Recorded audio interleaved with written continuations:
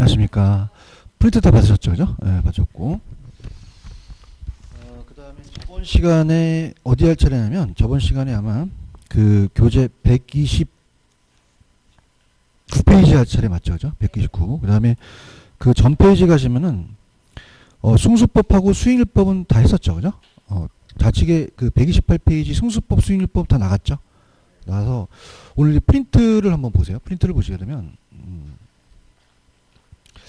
자, 프린트를 이제 풀어드리는 방향으로 이제 가는데요. 일단 저번에 나갔으니까, 지금 1번 문제를 이제 한번 풀어볼게요. 자, 우리가 저번 시간에 어림셈법이 있었죠, 그죠? 그래서 페이지 이제 128페이지로 가시면은, 이 문제 1번 문제를 이제 풀어드리면서 가겠습니다. 승수법이 4가지 승수가 있었어요. 승수법이. 조순전후가 있었죠, 그죠? 조순전후. 그래서 조소득 승수. 그 다음에 또 뭐가 있어요? 순영업소득 승수. 순소득 승수라고 하고, 요게 자본회수기간이었죠, 그죠? 네, 자본회수기간. 자본회수기간이었습니다. 그 다음에 조순전후. 그 다음에 세전현금수지. 세전현금수지 승수가 있었고, 그 다음에 또 뭐가 있었죠? 세후현금수지 승수. 세후현금수지 승수가 있었죠. 자, 그러면은 조순까지는 무슨 투자액이 올라갔어요? 총투자액. 그래서 총투자액이 올라갔고요. 자, 그래서 총투자액이 올라갔습니다. 총투자액이 올라가고, 전후는 무슨 투자액이 올라갔죠? 지분투자액. 지분투자액이 올라갔죠. 투자액이 올라가고, 그 다음에, 자, 요 앞에 걸 나눠줬죠, 그죠? 그럼 요건 조소득이 내려가고, 자, 이건 무슨 소득이 내려가요? 순소득. 이건 세전현금수지가 내려가죠? 이건 세후현금수지가 내려가죠, 그죠? 그럼 오늘 1번 문제를 보시게 되면, 자, 정답은 2번이 정답이에요. 자, 보시게 되면, 총소득 승수는 어떻게 돼요? 자, 요거는 총투자액이 올라갔죠? 네. 자, 세후로 나눠요? 총소득으로 나눠요? 손을 나누고, 2번이 정답이죠? 세전현금 흐름 승수들은 무슨 투자액을? 지분 투자액을 세전으로 나눈다. 2번이 정답이죠. 3번은 순소득 승수는 어떻게 돼요? 순소득 승수는 총투자액을 순서로 나눴다. 이렇게 보시고요. 세후는요, 지분 투자액을 세후로 나눈 거죠. 틀렸죠, 그죠? 그 다음에 이제 승소득 승수법이 우리, 이게 그 자본회수 기간이잖아요. 그럼 승소득 승수법이 자본회수 기간이면 얘가 값이 클수록 자본회수 기간이 길어진다는 거죠. 이거 이해하시겠죠? 그럼 정답은 2번이 정답이에요. 자, 우리가 그리고 2번 문제를 가볼게요. 수익률법은 역수관계라고 그랬죠. 수익률법은. 그래서 좌측에 보시면 수익률법에 순소득 승수와 역수관계가 종합 자본환원율이 있죠. 종합 자본환율. 그럼 종합이 생략이 될 수 있고 종합 자본환원율과 역수예요. 자, 그럼 오늘 프린트 2번에 보시면은 재무비율과 승수에 대한 설명에다 오는 것은 1번이 정답이죠. 종합 자본환원율과 뭐와 역수죠? 순소득 승수와 역수죠. 1번이 정답인가요? 그죠? 그 다음에 2번에 부채 감당률은 어떻게 되죠? 1보다 커야 되죠. 부채 감당률은 우리가 순투부라고 암기하셨잖아요. 그럼 순영업소득을 무슨 서비스액으로 나눠요? 부채 서비스액. 자, 그럼 이거는 뭐보다 커야 된다? 1보다. 근데 이번에 가시면 부채 감당률이 1보다 작으면이 틀렸죠. 크면 차입자의 원리금 지불률이 충분하다고 판단할 수 있다고 그러고요. 그 다음에 우리가, 자, 우리 128페이지 가시면은 그 총 자산의 전율이 있죠. 자, 그럼 총소득 승수와 역수관계니까, 자, 총 자산의 전율은 제가 총이라고 암기하시라 했죠. 자, 그럼 얘는 다 총이 들어가죠. 그럼 총 투자액에다가 위에가 총소득이니까 따라서 총. 그럼 총자산의 전율은 투자된 총자산에 대한 순영업소득이에요. 총소득의 비율이에요. 총소득이죠. 그죠? 이렇게 보시고요.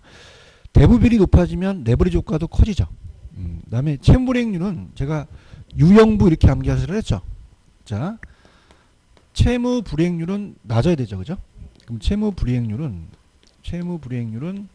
자, 따라서 유형부. 그럼 밑에가 뭐가 들어가야 되죠?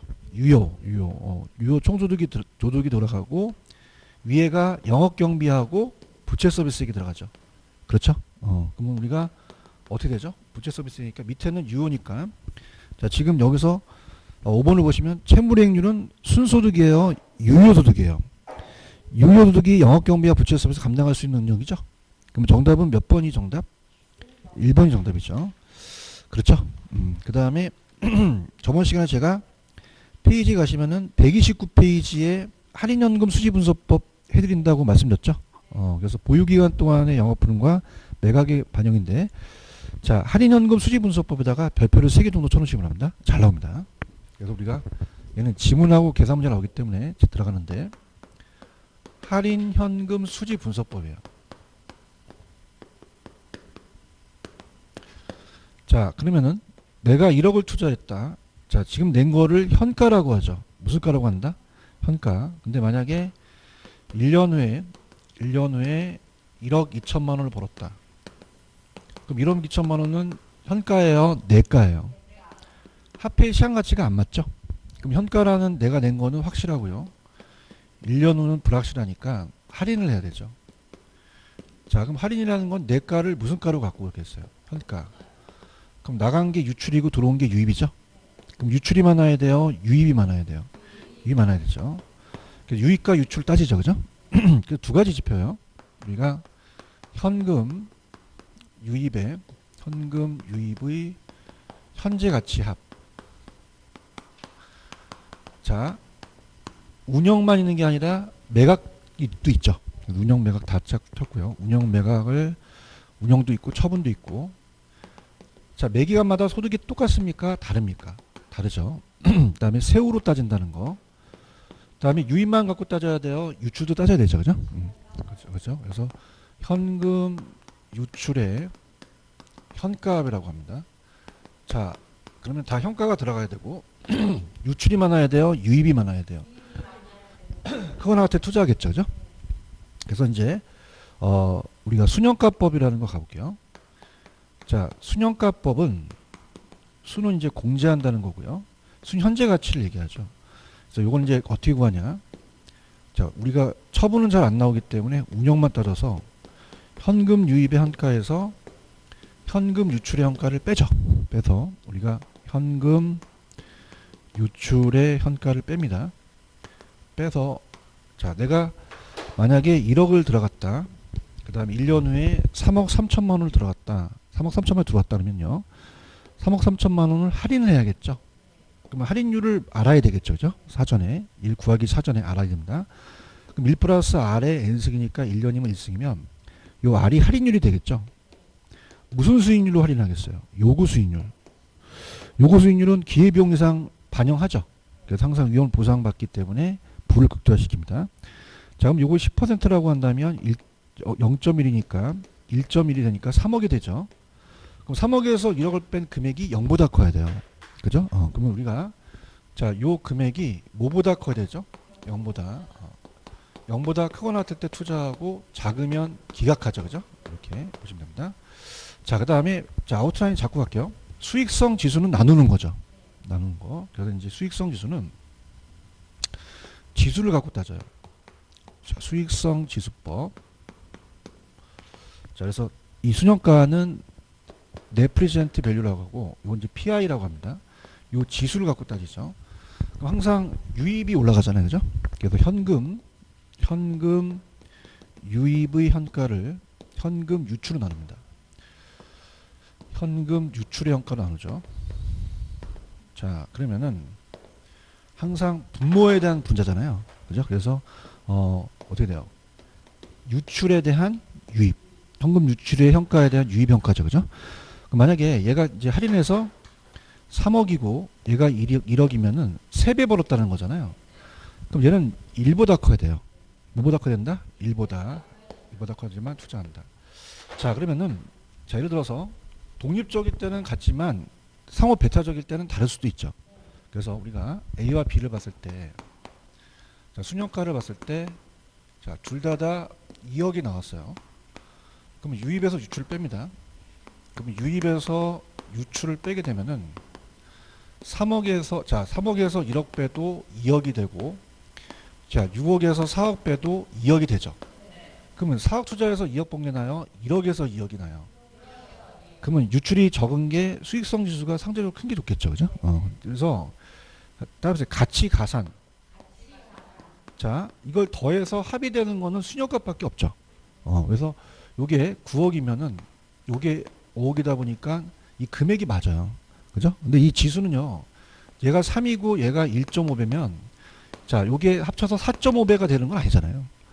그래서 따라서 가치 가산은 순효값법만 된다. 지수라든지 수익률은 되지가 못하죠. 그죠? 금액만 가치가 되니까. 이렇게 보시면 되고, 그 다음에 내부순위법이 좀 어려워요. 자, 내부순위법은, 자, 세 번째.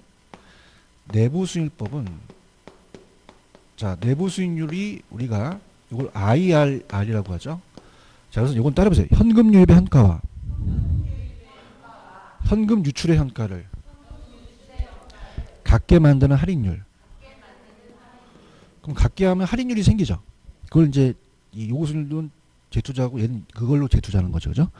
자, 그럼 현금 유입의 현가하고 현금 유출의 현가를 같게 하죠. 같게 하면은 자, 내가 1억을 투자해서 1년 후에 1억 2천만 원을 벌었다. 자, 할인을 합니다.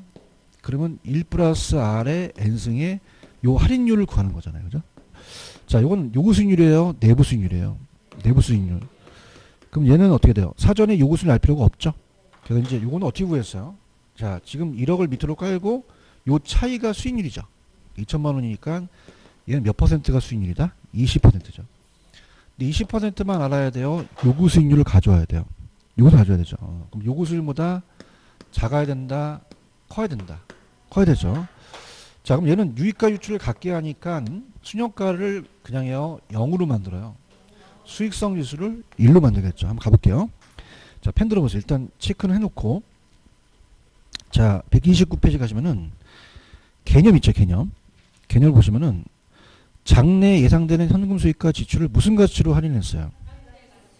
자, 그러면 할인 현금 수지 분석법은 현금 흐름을 분석했죠. 자, 그러면 세후로 따지자 그랬죠. 그 다음에 투자 판단은 이제 현금 흐름 현재 가치와 환원하고 결정합니다. 자, 그럼 순효값 한번 갑니다. 의의가 중요합니다. 장래에 기대되는 세전이에요? 세후 소득이에요? 현재 가치 합가와 최초의 투자 비용으로 지출된 지분의 현값을 서로 비교하죠. 그래서 나간 거는 항상 지분이 됩니다. 자기 지분 돈이 나간 거기 때문에 빼는 건 지분을 빼고요. 자, 그 다음에 서로 비교합니다. 그럼 유입배 현가에서 유출 현가를 빼서 순효가가 0보다 크거나 같을 투자하고 작으면 기각하죠. 특징 갑니다. 순효가법은 사전에 요구 수익률을 몰라야 돼요? 알아야 돼요? 알아야 되고, 순효가가 0이면 단일 투자했던 수익성 지수도 1이 되겠고요. 자, 동일한 현금을 투자하니라도 요구 수익률이 주관적이잖아요. 그럼 순현재 가치가 달라질 수도 있다. 자, 이렇게 해서 보시면 되고요. 그 다음에 이제 밑에 가시면은 항상 순현재 가치법만 가치가산이 되죠. 그죠? 가치가산이라는 단어 있나요? 그러니까 금액을 더하면 금액이 나오는데 수익률을 10%, 20%, 30% 안 나오거든요. 그러니까 가치가산은 어떤 법만 가능하다. 다른 건 된다, 안 된다? 안 된다. 이렇게만 보시면 되고, 넘겨볼게요.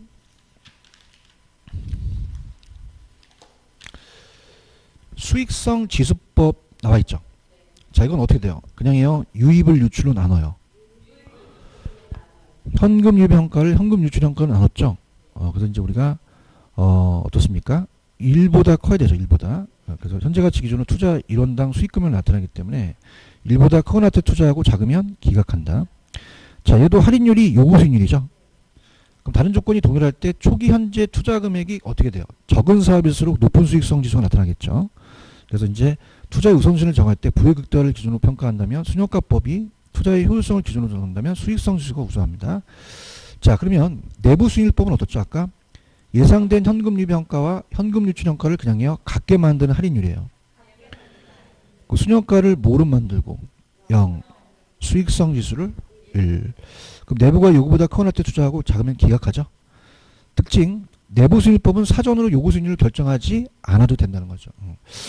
이해하셨습니까? 그 다음에 납원에다가 이제 펼쳐 보시는데, 자, 저번에 이제 회계적 수익률은 합회시장 가치를 고려하지 않죠. 그럼 두 개의 대안 중에서 이 내부 수익률법은 고려하기 때문에 자, 이렇게 합니다. 회계적 수익률에다가 밑줄 치시면, 자, 이건 장부상이기 때문에 화폐 시장 가치를 고려 안 해요. 자, 그러면 A와 B가 있을 때 만약에 1,000원을 투자해서 500원을 벌게 되면 둘 다 50%의 수익률이 나오거든요. 근데 얘는 화폐 시장 가치를 고려한다, 고려하지 않는다. 않죠. 그럼 보세요. 고려한다면은 1년, 2년, 3년 만약에 자 1년, 2년, 3년에 100원 들어오고 100원 들어오고 나중에 300원 들어오는 게 좋아요. 초기에 금액이 많은 게 좋아요. 초기에 금액이 많은 게 낫죠. 갈수록 그냥입니까? 할인율이 커집니까? 커지죠. 예를 들어서 일시적으로 0.9, 0.8, 0.7로 하게 되면은 갈수록 할인율이 낮아지겠죠. 그죠? 커지어서. 그죠? 우리가 지금 돈 100원이 좋아요. 1년 있다 좋아요. 2년 있다가 100원이 좋아요. 1년이 낫잖아요. 90원이니까. 그런가요? 그럼 초기에 적은 게 낫다, 많은 게 낫다. 많은 게 0.9, 0.8, 0.7을 임의적으로 일시불 평가를 곱한다면 얘는 37이 210원밖에 못 가져가는데 얘는 270원을 먼저 받을 수 있죠. 그죠? 그 후기에 많은 게 낫다, 초기에 많은 게 낫다. 그래서 사업기간 초기에 현금률이 많은 게 후기에 많은 것보다 이 화폐시장 가치에 대한 내부 수익률이 높겠죠. 그런가요? 자, 그 다음에 제가 여러분들이 순효과하고 내부 수익법 중에서 어떤 게 우수하다고 암기하시라 그랬죠? 순효과가 낫죠. 그죠? 그래서 밑에 가시면은 순효과법은 요구 수익률로 내부 수익률법은 재투자를 내부 수익률로 하기 때문에 자, 내부 수익률은 예상 평균 수익률이기 때문에 아까 요구 수익률은 아까 기회비용이잖아요. 위험을 감안한 수익이기 때문에 이론적으로는 순효과법이 낫다는 얘기예요. 자, 왜냐하면 자, 최소한 요구 수익률만큼 안 나와줘야 돼요. 나와줘야 돼요.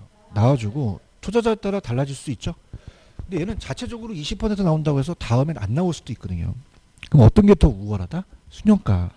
특히 항상 부를 극대화시키는 거는 순효과는 투자 자금이 하나 투자 자산에 투자하더라도 어떻습니까? 여러 자산에 투자하든지 수익이 극대화되잖아요. 근데 내부수익 사용할 경우는 그렇지 않고 내부수익은 하나가 생겨서 여러 개 복수가 생길 수도 있어요. 그럼 여러 개 생긴다는 자체는 어떻게 됩니까? 내부수익을 계산할 수 없죠. 그래서 그렇게 가세요. 그냥 순효과가 우월하다고만 나오지 왜 그러냐는 안 물어보거든요. 그죠? 그러니까 순효과가 더 낫다. 그리고 오른쪽에 동그라미 5번에 벽표쳐 보시면 단일 투자의 경우는 순효과 수익성 내부에 의한 결과는 동일하지만 순효과가 0보다 크면 수익성 지수도 1보다 크죠. 그래서 이게 뭐냐면 단일 투자할 때는 결론이 같다는 얘기예요. 자, 보세요. 여러분들 지금 A에서는요. 순효과가 2억이면 투자하시죠. 그러면 이건 그냥요. 유입이 많아서 그래요. 그럼 수익성 지수 3이 된다는 건 1보다 크죠. 그래서 단일 투자할 때는 결론이 같단 말이에요. 그래서 우리가 그럼 단일 투자할 때 순효과가 당연히 0보다 크면 수익성 지수도 반드시 뭐보다 커야 돼요. 내부가 요보다 커야 되죠. 그죠? 단일 투자에서는 그렇습니다. 요보다 커야 되고. 근데 만약에 순효과가 0이면 수익성 지수도 1. 내부도 요거와 같겠죠. 만약에 유출이 크면 순효과가 0보다 작죠. 그럼 수익성 지수 1보다 작고. 요거가 크니까 기각하겠죠. 아시겠죠? 그죠? 그러면 상호 배타적일 때는 하나 투자만을 선택하는 경우에 순효과 내부 우선순위가 달라질 수도 있기 때문에 어떤 법이 더 타당성이 있다고 보셔야 돼요. 순효과가 더 타당성이 있죠. 이해하셨죠? 그죠? 그 다음에 이제 밑에 박스는 아직 보지 마세요. 만약에 이 저자목에서 아마 문제집에 다루기 때문에 요거는 아무도 안 나왔거든요. 그죠? 나중에 제가 해드리도록 할게요. 아시겠죠? 그죠? 요거는 더 지금 머리가 아플 수 있습니다. 이건 아직 안 나왔기 때문에 거기 위에까지 보시기 바랍니다. 웬만하면 제가 기출이 됐거나 아니면 나오는 거는 해드리는데 요건 아마 문제집에 아마 나올 것 같아요. 그러니까 요건 다루지 마세요. 다루지 마시고 넘겨보세요. 저번 시간에 회계적 이익률법도 했었죠? 안 했었나요? 안 했어요? 자, 회계적 이익률법도 화폐시장 가치를 고려 안 해요. 그럼 이익이 적게 나와야 돼요? 많이 나와야 돼요? 많이 나와야 되죠. 그래서 장부상의 세후 연평균 투자 기대 수익을 해당 투자의 연평균 순 자본 장부가액으로 나누는데 이건 계산 문제가 안 나옵니다. 그냥 이렇게 할게요. 간단하고 회계장부 그대로 이용하겠죠. 그럼 여러분들 이익률은 적게 나와야 됩니까? 많이 나와야 됩니까? 그럼 목표에 든 것보다 많이 나와야겠죠. 그죠? 화폐시장 가치를 생각했다, 무시했다. 또 이거는 이제 장부상이니까 자본적 지출은 그 내용 요소에 따라 매년 감가상각이 되므로 어떤 감가상각 방법을 또 사용하냐에 따라서 달라지는데 이건 시험 문제 그냥 화폐시장 가치를 고려하지 않았다라고만 나옵니다. 아시겠죠? 그죠? 이렇게 보시고. 자, 그럼 오늘 프린트로 가셔서 제가 팁을 드리면 3번 문제 보세요. 3번 찾으셨습니까? 자, 그러면 요거 어디든 필기를 한번 해보세요. 우리가 132페이지 밑에 나와 있던 어디든 필기를 해보시면, 자, 우리 할인기법을 골라내는 방식이 있죠, 그죠? 자, 그래서 어떻게 하냐면, 할인기법이냐 아니냐를 따졌을 때, 할인이냐 아니면 비할인이냐를 봤을 때, 굳이 비할인기법까지 우리가 알 필요는 없어요, 그죠? 왜냐면 할인기법이 지금 할인연금 수지분석법에 나오잖아요. 그래서 제가 현가 내부 지수 기억나시죠? 그래서 우리가 특히 이제 연평균이라는 게 붙는 순효가도 있거든요. 그래서 연평균 순효가법. 자, 그럼 어떻습니까? 그냥입니까? 현가가 붙으면 고려합니까? 고려하죠. 현가해수기간법도 고려하죠, 그죠? 이렇게 현가해수기간법, 현가해수기간법도 고려합니다. 그 다음에 내부하고 지수가 들어가면 고려해요. 좀 전에 봤던 내부 수익률법. 그래서 내부 수익률법도 고려 안 한다, 고려한다. 고려하죠. 수익성 지수도 고려하죠. 그래서 수익성 지수법, 수익성 지수법도 고려한다. 자, 그럼 제가 생각해 보세요. 그러면은, 자, 이걸 굳이 암기할 필요가 있나요? 이 세 가지 들어가는 것만 고르면 되나요? 그래서 따보세요. 현가, 내부, 지수. 이게 아닌 게 할인기법이 아니죠. 그럼 곤란해질 수 있습니다. 자, 몇 번? 4번인가요? 순효가법은 고려하죠. 해수기간법은 단순히 생각됐지만 이건 그냥 해수기니까 안 들어가고, 내부 수익법은 내부가 들어갔잖아요. 수익성 지수도 지수 들어갔고, 회계적 수익 아니니까 니은하고 미음이 정답이 되겠죠. 이해 가셨죠? 이렇게 가보시면 됩니다. 이해 가셨나요? 넘길게요. 부동산 금융으로 갑니다. 부동산 금융 파트로 할게요. 가셨습니까? 부동산 금융은 나온다면 한 5에서 6문제가 출제가 돼요. 그죠? 그래서 이제 찍어드린다면, 우측에 지분금융과 부채금융이 있죠. 이 저자분이 매장인금융을 뒤에다 놓으셨더라고요. 그래서 이 세 가지를 가지고 제가 테마 강의를 해드리고, 그 다음에 이제 중요한 거는 뭐 좌측에 보시면은 밑에 주택금융이라는 단어가 있죠. 주택금융은 이제 의미만 가지고 가시면 됩니다.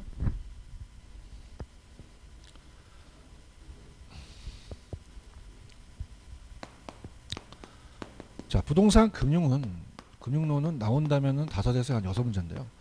자, 자금의 융통인데 부동산으로 간다는 거는 신용대출이에요, 담보대출이에요. 보통 주택금융이 주종을 이루죠, 그죠? 그래서 밑에 주택금융에 두 가지가 있어요. 주택금융에, 자, 주택 소비금융하고 주택 무슨 금융이 있죠? 개발금융. 자, 이것도 이제 한번 감정평가 시험에 나와서 한 번쯤은 노려볼 만한데, 자, 소비는 소비자한테 빌려주잖아요. 그래서 수요자 금융입니다. 수요자. 주택의 수요를 넓히는 거고, 주택 개발 금융은 소비자한테 빌려줘요, 개발업자한테 빌려줘요. 자, 이건 공급자 금융이 되겠죠, 그죠? 그래서 이제 우리 보금자리론이라고 들어보셨죠? 그게 이제 소비금융의 대표적이죠. 자, 그러면은 이건 무주택 서민들한테 빌려줍니다. 서민. 그래서 은행이 저당을 잡잖아요. 저당 대부로서. 자, 우리가 보금자리론 같은 장기절이에요. 자, 그럼 은행은 어떻게 됩니까? 일시불로 대부해주고, 상한은 장기분할 상환하겠죠, 그죠? 장기분할 상환. 장기분할 상환입니다. 분할 상환. 그럼 단기예요? 이건 장기예요. 절이죠, 그죠? 근데 개발금융은 건설업체한테 빌려주는 거죠. 그래서 이거는 주택 건설업체한테 빌려줍니다. 자, 이건 이제 건축대부라고 그래요. 건축의 진척도에 따라 빌려주거든요. 건축대부. 그럼 아직 다 안 지었으면, 자, 감리회사가 나와 있어요.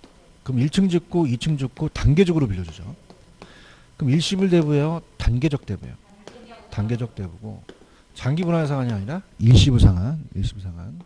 일시불 상환이고, 자, 그 다음에 장기가 아니라 단기, 절이가 아니라 고리가 되겠죠. 자, 그냥 체크만 하세요. 소비금융은 어떻게 됩니까? 저당 대부 체크하시고, 주택 구입하려는 사람이 주택을 담보로 제공받고, 어때요? 대출 조건이 장기절이며 일시불로 대출해주고, 상환은 장기분할하죠.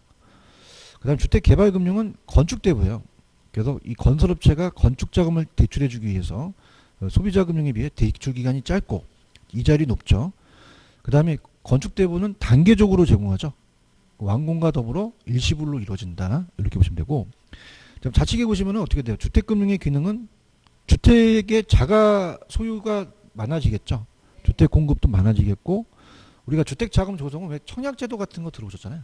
이런 게 있으면 이제 주택 자금을 또 조정할 수가 있고, 또 거래를 활성화, 경기 조절인데, 기능은 그냥 여기 오른 지문만 나와요. 자, 그러면 어떻게 된다? 오른쪽에 보시면은 지분금융, 부채금융이라는 단어가 있죠. 자, 이건 프린트로 한번 가보세요. 가시면은, 자, 9번에 나와 있는 지금 문제를 푸는 거거든요. 9번. 프린트 이제 9번인데, 자, 세 가지예요. 지분금융을 찾아라, 부채금융을 찾아라, 매자닌금융을 찾으라 할 수 있죠. 그죠? 그래서 이제 이걸 풀겠다는 게 아니라 지금 일단 이론을 알아야 되니까 135페이지로 가보세요. 가시면은, 자, 135페이지로 가시면은 지분금융이라는 단어가 있나요? 자, 그래서 지분금융 들어갑니다.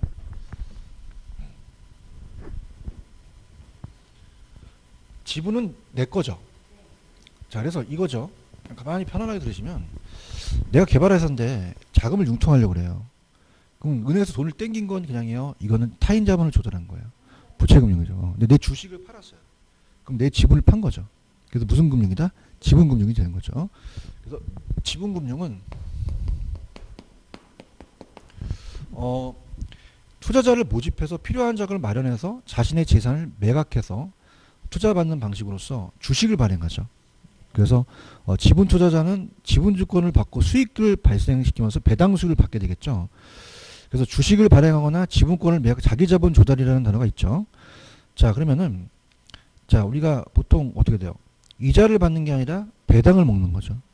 자, 대표적인 게 신디케이트라는 단어가 있나요? 그래서 우리가 부동산 신디케이트. 자, 부동산 신디케이트는 그 신디케이트 회사가 출자증권을 발행합니다. 출자증권. 그래서 얘는 한 번도 깊숙하게 나오진 않았어요. 그냥 지분금융만 나왔거든요. 그래서 밑에 부동산 신디케이션이라는 단어가 있죠. 체크만 하세요. 그냥 다수의 소액 투자자가 자본을 출자해서 채권형이다, 지분형이다. 지분형이고, 리츠 같은 거는 주식에 투자하지만 얘네들은 직접 얘네들한테 투자자한테 소유권을 등기해줘요. 그러면 간접이겠어요? 직접 투자겠어요? 직접 투자죠. 찾았죠, 그죠? 부동산 개발 사업에 공동으로 이제 투자를 한 거죠. 그래서 세 번째, 네 번째, 3호는 개인 모집이고 공개는 공개 모집이죠. 그래서 이렇게 해서 있는데, 일단은 밑에 가시면은 양갑 1번에 이제 파트너십으로 주로 합자회사인데 투자자는 유한 책임이라고 돼 있죠. 자기가 출자한 금액만 책임을 져요. 근데 어떻게 돼요? 개발업자는 무한 책임이라고 돼 있나요? 관리 운영에도 책임이 있는 거죠. 그죠? 근데 이게 아직까지 안 나왔어. 그래서 우리가 누구한테 편지를 쓸 때 투유라고 하죠. 투유. 따뜻해 투유. 그럼 투자자는 무슨 책임? 유한. 개발업자는 무한. 이렇게 보는데 큰 의미는 없어요. 한 번도 출제가 안 되니까 얘는 무슨 금융이라만 알고 가시면 돼요. 지분금융. 그죠? 그래서 강의는 하는데 신디케이트 갖고 장난치진 않아요. 조인트 벤처라는 단어가 있나요? 조인트 벤처는 벤처 사업에 공동으로 투자한다는 얘기예요. 그럼 금융기관이 어떻습니까? 소수의 기관 투자자들이 어떻습니까? 이제 신디케이트는 수많은 소액이지만은 조인트는 소수의 개인 투자자가 여기 조인한 거죠. 그러면 우리가 프로젝트 개발 사업의 금융기관이 그냥입니까? 지분권을 갖습니까? 그럼 당연히 지분금융이 되겠죠. 그래서 이 두 가지는 지분금융만 가져가세요. 조인트 벤처 그걸 끝내버리시고, 그 다음에 나중에 후술할 거지만 위에 보시면 부동산 신디케이트 다음에 부동산 투자회사라는 단어가 있나요? 리츠라고 아시죠? 오늘 마지막에 나오는 이 리츠 투자회사입니다. 그럼 투자회사가 주식을 발행하잖아요. 이 주식 리츠라고 하죠. 리츠고, 그 다음에 신디케이트 조인트 벤처 부동산 투자회사 지분금이 발행하는 증서를 지분증권이라고 하고, 자, 우리가 리츠 펀드라는 단어가 있나요? 펀드 찾았어요? 그래서 부동산 펀드가 나와도 지분이에요. 펀드 수익증권을 발행하고, 그 다음에 하나만 적어 놓으세요. 우리 시험 문제 어떻게 나왔었냐면 공모에 의한 증자라고 나왔거든요. 공모한다는 얘기 들어오셨죠? 주식을 공개 모집해서 공모에 의한 증자가 나왔었어요. 자, 그럼 이건 거의 다 그냥이요 주식이에요. 주식이죠, 그죠? 그래서 이렇게 그래서 따라서 부동산 신디케이트, 조인트 벤처, 부동산 투자회사, 리츠라고도 하죠. 그 다음에 펀드, 공모에 의한 증자 나오면 이건 다 무슨 금융이다? 지분금융이 되는 거죠. 그렇죠? 근데 넘기시면은 부채금융 위주로 가졌으면 해요. 왜냐면 부채는 찾기가 쉽거든요. 채자가 빌릴 채자이기 때문에.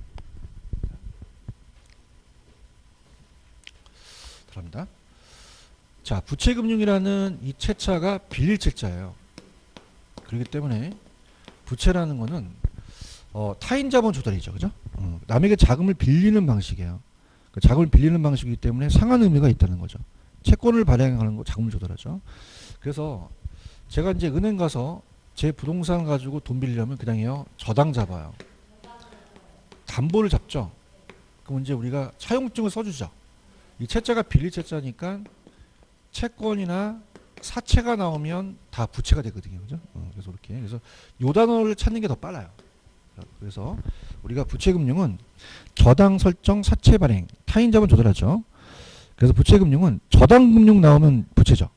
근데 담보신탁을 한번 적어놔보세요. 이건 나중에 이제 우리가 보는데 신탁증서금융입니다. 신탁증서금융을 담보신탁이라 그래요. 뭐라고 한다? 담보신탁. 담보신탁. 자, 그래서 이게 작년에 나왔는데, 그러니까 이겁니다. 들어보세요. 위탁자가 신탁회사한테 형식적으로 소유권을 이전시켜요. 그럼 신탁회사가 수익증권을 발행합니다. 그럼 위탁자가 이 수익증권을 가지고 은행에 가요. 근데 중요한 건 질권을 설정해요. 뭘 설정한다? 그러면 어떻게 돼요? 부동산을 담보로 간 게 아니잖아요. 그럼 수익증권을 질권을 설정하다 보니까 그 질권으로 그 증서가 담보가 되는 거예요. 그러면 돈을 빌려준다는 거죠. 맞습니까? 근데 여쭤볼게요. 부동산 담보입니까? 이 증서를 담보로 갑니까? 그래서 부채금융이에요. 담보로서 맡겨서 돈을 빌리거든요. 아시겠습니까? 근데 이제 시험 문제가 신탁증서금융에는 담보라는 얘기가 안 들어갔잖아요. 그래서 이게 무슨 신탁이다? 담보신탁. 그러니까 신탁증서금융 나오면 담보신탁으로 고시셔야 돼요. 이해하셨습니까? 이게 작년에 나왔었어요. 그죠? 그래서 일단은 다시 갈게요. 헷갈리는 게 부동산을 담보로 가게 되면 저당권 설정해서 담보로 하잖아요. 근데 이거는 우리가 왜 신탁으로 요새 많이 돈을 빌린다는 얘기 많이 들어보셨을 거예요. 그럼 내가 토지 소유자고 내가 이 부동산이 있으면 형식적으로 소유권을 이전시켜요. 사실상 형식상. 부기득기라는 얘기 들어보셨죠? 그럼 신탁회사는 나한테 수익증권을 발행합니다. 내가 그걸 가지고 그냥요 은행에 가요. 그럼 얘는 이걸 질권을 잡아요. 그래서 쟤네들이 갖고 있는 거죠. 갖고 있고 그 다음에 그걸 담보로 해서 나를 돈을 땡겨주는 거죠. 맞습니까? 근데 이거는 말 그대로 부동산의 담보입니까? 이 증서입니까? 증서를 담보로 잡아서 질권을 만든 거거든요. 그렇죠? 그래서 만약에 신탁증서금융이 나오면 담보신탁랑 동일합니다. 그죠? 그래서 이따가 신탁증서금융 나오면 무슨 신탁? 담보신탁이라고 이따가 제가 해놓을 거예요. 아시겠죠? 그럼 이거는 무슨 금융이다? 부채금융이 되겠죠. 이해하셨습니까? 이걸 좀 주의 깊게 보시고 그 다음 이제 지분금융과 달리 이자가 나오겠죠. 금융비용이 발생하고요. 자, 그래서 부채증권으로 이제 발행하겠고 채권이라는 말이 들어가고 ABS라는 단어와 MBS라는 단어가 있죠. 자, 그래서 ABS와 MBS가 있어요. 자, 그러면은 MBS는 아직 안 나왔거든요. 근데 ABS는 주구장창 나오는데 자, 이거를 잠시 여러분들 넘기시면은 제가 어디서 발견했냐면 페이지 가시면 145페이지죠. 맨 밑에 가시면 ABS라는 단어가 있나요? ABS는 차에 장착시키는 게 아니에요. 이거는 원래는 자산, 어셋이 자산을 담보로 해서 증권화 시키는 거거든요. 그죠? 근데 얘를 어떤 학자가 시험에 따라서 자산 유동화 증권. 틀린 지문은 아닙니다. 그러니까 자산을 담보로 해서 현금화 시켰다는 거거든요. 그런가요? 근데 시험 문제가 만약에 자산 유동화 증권이라고 나온다면 자 여기는 담보라는 얘기가 들어갔어요? 안 들어갔어요? 안 들어갔죠. 자산 유동화 증권에. 이렇습니까? 그럼 ABS 자산 유동화 증권 나오면 자산 담보부 증권으로 생각하시면 돼요. 담보를 해봤죠. 그럼 이것도 그냥입니까? 부채입니까? 부채죠. 그래서 이왕 간 김에 자산은 좁은 개념이에요? 넓은 개념이에요? 부동산도 들어가잖아요. 매출 채권도 들어가고 유가 증권도 들어가고 주택도상 채권 있죠. 요 주택도상 채권 찾았습니까? 요게 이제 MBS에서 채권을 잡는 거거든요. 그 다음에 넘겨보시면은 유동성이 낮은 자산을 기초로 해서 발행한 증권이라고 되어 있나요? 찾았어? 근데 우리가 가볼게요. 자, 지금 페이지 가시면은 148페이지로 가보세요. 중간에 MBS라는 단어가 있나? 자, 이거는 자산입니까? 주택입니까? 주택을 모기지, 저당 잡아서 백 담보로 해서 증권화 시켰죠. 그러면 여러분들 주택이 더 넓은 개념이에요? 자산이 넓은 개념이에요? 자산. 그러면 ABS 안에 MBS가 있다는 얘기예요. 이해 갔나요? 그럼 이것도 주택 저당 담보증권이니까 얘도 부채금융이 되겠죠. 아시겠습니까? 그래서 이제 얘 종류가 다 부채인데 우리가 MBB라는 얘기 들어보셨죠? 그러니까 MBB가 시험에 나왔었는데 얘는 되게 효자인 게 주택, 모기지가 저당, 담보부, 채권이라고 나왔거든요. 그럼 저당 담보 채권이 달려갔죠? 그럼 부채금융이 되겠죠. 아시겠죠? 그래서 아까 넘어올게요. 제가 136페이지 ABS를 보여드리면서 글로 갔죠. 그래서 ABS도 무슨 금융이다? 부채금융. 그 다음에 참고해 보시면 주택 상한 사채에 사채가 붙었잖아요. 사채가 붙었으니까 이것도 뭐예요? 부채죠. 건설업자가 발행한 채권을 일정 기간 지나면 주택으로 상환받을 수 있는 보증 사채거든요. 그죠? 이해하셨습니까? 이렇게. 그래서 그렇게 하고 넘겨보세요. 메자닌 금융을 뒤로 빼놓으셨더라고요. 뒤로 한번 가보시죠. 메자닌 금융을 뒤에다 놓으셨더라고요. 168페이지에다 놓으셨더라고요. 168. 168페이지 가시면 메자닌 금융 있나요? 자, 이건 주식과 채권의 중간 형태라고 돼 있죠. 그럼 그냥이에요? 혼합형이에요. 혼합형입니다. 이거는. 자, 그래서 두 가지 성격을 다 가지고 있죠. 그래서 이제 얘는 메자닌은 건물의 1층과 2층 사이에 라운지를 얘기를 해요. 중간, 그죠? 그러면 그냥입니까? 이 혼합형입니까? 그러면 지분의 성격도 갖고 있죠. 주식의 성격도 갖고 있고 이 주식과 채권은 부채잖아요. 부채의 성격을 다 갖고 있기 때문에 중간적 성격이 되겠죠. 자, 이거를 무슨 금융이라고 한다? 메자닌 금융이라고 그래요. 메자닌 금융. 자, 그러면은 대표적인 게 전환사채와 신주 이수권 부사채라는 게 있나요? 근데 이제 좀 안타까운 게 내용을 안 집어넣으셨어요. 그죠? 전환사채. 필기를 한번 해보세요. 전환사채는 간단하게 필기, 간단하게. 자, 원래는 얘도 채권으로 발행을 해요. 뭐로 발행한다? 채권. 채권으로 발행했는데 이 채권을 나중에 주식으로 전환해줘요. 그럼 메리트가 있는 거죠. 그죠? 주식 전환. 그래서 무슨 사채예요? 그래서 어떻습니까? 미래의 일정한 시점에 일정한 전환 가격으로 주식으로 전환할 수 있는 권리에 부여된 채권이에요. 그럼 두 가지 성격이 다 갖고 있다는 거죠. 그 다음에 신주 이수권 부사채라는 게 있나요? 그러면 신주 인수권 부사채도 사채와 주식이 들어가 있죠. 자, 이것도 처음에는 채권으로 매입을 해요. 채권으로 매입을 해서 나중에 신주로 받을 수 있는 주식 인수권을 줍니다. 그죠? 그러면 그냥요 주식으로 돌려줘요. 그러면 두 가지 성격이 다 갖고 있다는 거죠. 그런가요? 그래서 미리 정해진 가격으로 정해진 주식 신주를 받을 수 있는 배정받을 수 있는 권리의 채권이거든요. 그죠? 그럼 어떻게 오냐? 제가 자다가 태풍이 와갖고 전봇대에 매달렸어요. 그래서 따라서 전신주에 매달린 아시겠어요? 전신주에 매달린. 그래서 전환사채와 신주이수권 부사채에 나오면 메자닌 금융 주셔야 되는 거죠. 그런가요?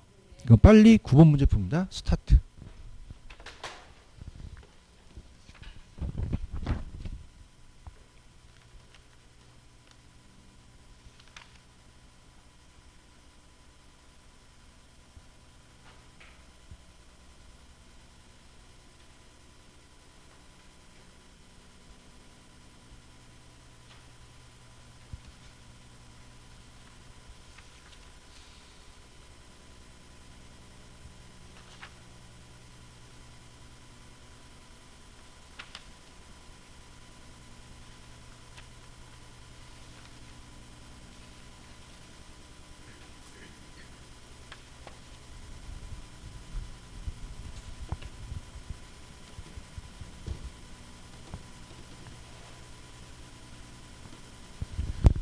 자, 갑니다. 지분금융은 몇 개일까요? 3개죠. 조인트 벤처 지분이죠. 자산유동화증권 ABS 부채죠. 부채입니까? 예. 주택상환사채 신탁증서금융 담보신탁 부채, 공모의한증자 지분, 신디케이트 지분, 전신주의 그러면 매장인 금융이 되겠죠. 그런가요? 그러면 지분만 보면은 3개가 되겠죠. 유력합니다. 이거 그죠? 그래서 이게 지분을 찾아라, 부채를 찾아라, 매장인을 찾아라 할 수 있거든요. 그러면 팁을 드려볼게요. 자, 지분금융을 암기할 필요가 있어요, 없어요? 없죠. 왜요? 자, 저당, 담보, 채권, 사채가 나오면 다 부채죠. 그죠? 그 다음에 신탁증서금융 아까 담보신탁을 해갖고 ABS만 주의하시라 그랬죠. 그죠? 그럼 부채만 찾아볼까요? 답이 주택상환사채, 담보신탁, 자산유동화증권이 ABS가 요거는 자산담보부증권이죠. 그래서 요 두 가지를 주의하셔야 돼요. 니은하고 디귿이 부채금융이라는 거죠. 아시겠습니까? 그 다음에 신디케이트와 조인트 벤처 공모의한증자는 지분이 되겠고, 그 다음에 신주인수권부사채와 전환사채는 매장인 금융. 고를 수 있죠? 그래서 계속 연습을 하셔야 됩니다. 이해하셨죠? 그죠? 하셨고, 그 다음에 이제 136페이지에 나와 있는 우리나라의 주택금융제도는 그냥 보세요. 제도권은 이제 제도상의 이제 공공자금 같은 주택도시기금 대출이라든지 농협, 은행을 통한 거고요. 뭐 민간자금도 마찬가지로 금융회사를 통했어요. 근데 비제도권은 제도적이지 않죠. 그래서 전세금융이나 이제 전세자금은 은행이 낀 게 아니잖아요. 그 전세자가 와서 그냥 돈 주잖아요. 그죠? 만약에 또 선분양도 어떻습니까? 선분양하게 되면은 이게 건설회사가 그냥 계약금 받잖아요. 그죠? 그래서 금융기관에 거치지 않고 그냥 제도가 아니라는 얘기예요. 이해하셨습니까? 그러니까 제도라는 자체는 어떤 법적입니다. 그러니까 예를 들어서 은행에다가 넣게 되면 예금자 보호법이라고 들어보셨죠? 얼마까지 보호가 되죠? 5천만 원까지 되죠. 그런 게 제도예요. 그죠? 그런 게 제도로 어떤 법적인 그런 보호를 받는 게 제도인데, 이런 비제도는 어떤 그 금융기관이나 어떤 기관의 제도적인 게 아니잖아요. 그죠? 이럴 건데 참고만 하시고요. 주택도시기금이라는 얘기 들어보셨죠? 자, 주택도시기금을 설치하고, 자, 이거는 주택도시보증공사에 설립하여라는 단어가 있죠. 여기서 이제 운영합니다. 그래서 주거복지 증진과 도시재생 활성화를 지원함으로써 국민의 삶의 질과 향상을 의미해준다. 근데 어떻게 나왔었냐면 기금의 용도에 미음번이 나왔었어요. 자, 우리가 국민주택 규모가 85제곱미터 이하죠. 그러면 국민주택 규모를 이하로 가야 되지 초과하면 안 되거든요. 초과합니까? 이하입니까? 요게 나왔었어요. 그죠? 그 정도 보시면 됩니다. 아시겠죠? 그죠? 그래서 그렇게 보시면 돼요. 이해 가셨죠? 이렇게. 그래서 2절 구성은 이제 이건 조금만 쉬었다가 갈게요. 그래서 오늘 그 했던 그 프린트에 나와 있는 아까 문제 푼 거 있죠? 그 위주로 좀 공부해 보세요. 이해하셨죠? 그죠? 조금만 쉬었다가 갈게요.